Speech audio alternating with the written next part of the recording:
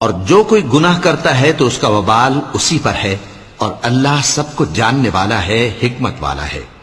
اور جو شخص کوئی قصور یا گناہ تو خود کرے لیکن اس کا الزام کسی بے گناہ پر ڈال دے تو اس نے بہتان اور کھلے گناہ کا بوجھ اپنے سر پر رکھا۔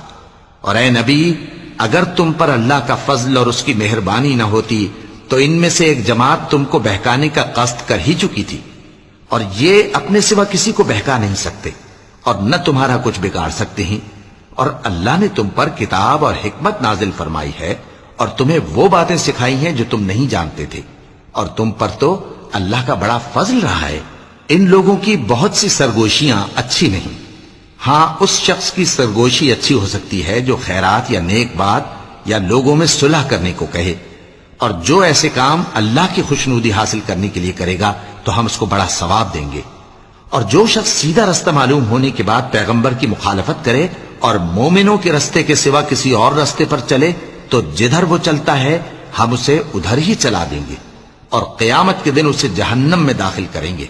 اور وہ بری جگہ ہے۔